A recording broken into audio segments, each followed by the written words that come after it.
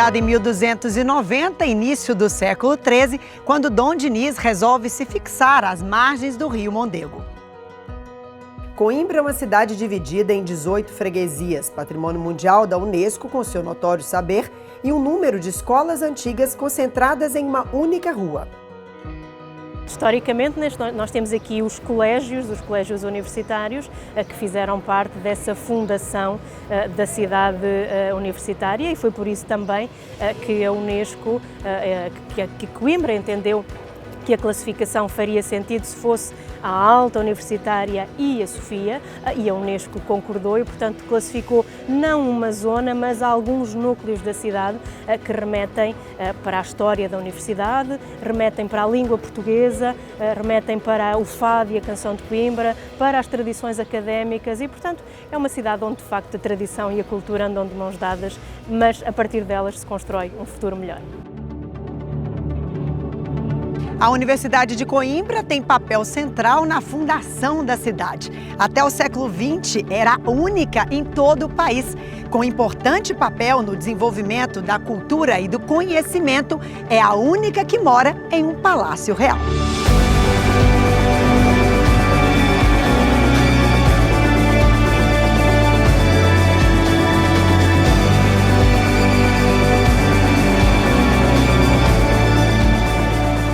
Antigamente conhecida como Sala do Trono, aqui estão representados os reis de Portugal. A maioria da primeira dinastia viveu e nasceu aqui, neste palácio, ou passavam férias quando a coroa migrou para Lisboa. Depois de 1335, quando se tornou universidade, o espaço virou a Sala dos Capelos e muitos doutoramentos são defendidos aqui. No campo do direito, a tradição da Escola de Coimbra transcende os limites do continente. Estudaram aqui, entre essas paredes, muitos personagens importantes, inclusive para o desenvolvimento do direito brasileiro.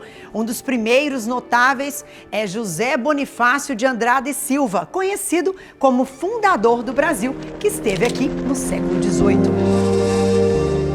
Nascido no Brasil, naturalista, estadista, patrono da independência brasileira, poeta luso-brasileiro. José Bonifácio de Andrade e Silva foi ministro do Reino dos Negócios Estrangeiros até 1822, quando foi banido por Dom Pedro I por discordâncias na Assembleia Constituinte de 1823. Ficou 6 anos exilado em França e retorna ao Brasil como tutor de Dom Pedro II, onde permanece até 1833.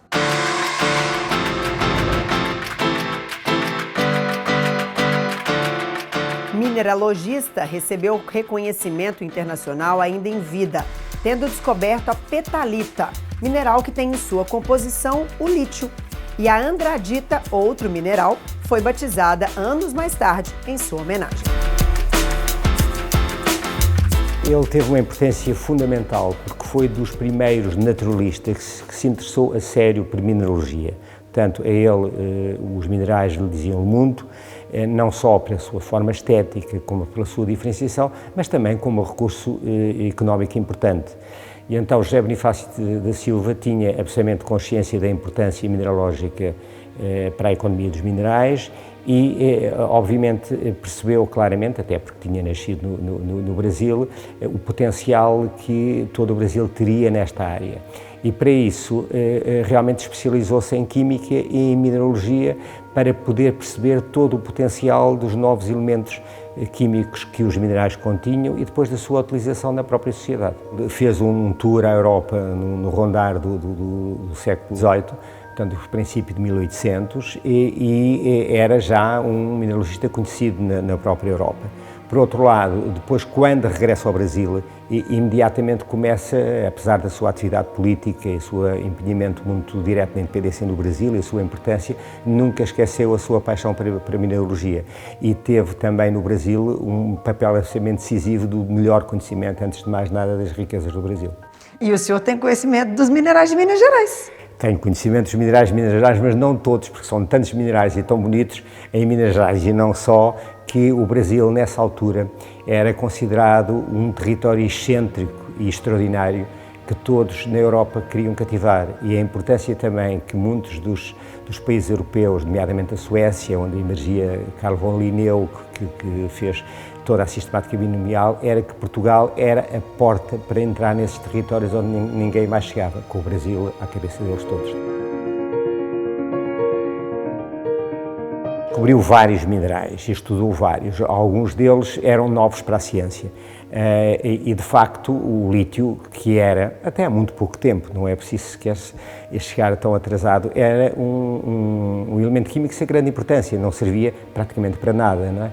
E ele de facto descreveu um mineral com lítio, como descreveu outros minerais de ferro, como descreveu outros minerais mais preciosos, mas depois alguns deles tomaram o seu nome com andradite e outros que tomaram nomes próprios que ele definiu, mas de alguma maneira foi também um pioneiro de uma coisa, do mineral que tinha muito pouca importância na altura e que hoje em dia, uma vez que o lítio está como grande elemento das baterias, pode ter alguma importância.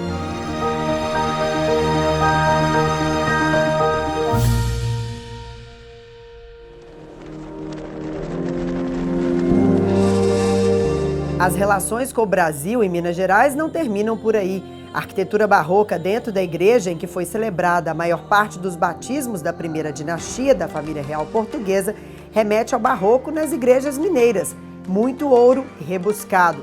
O brasão da coroa portuguesa, laureado dos anjos nas paredes com azulejos do século XVII, azul e amarelo.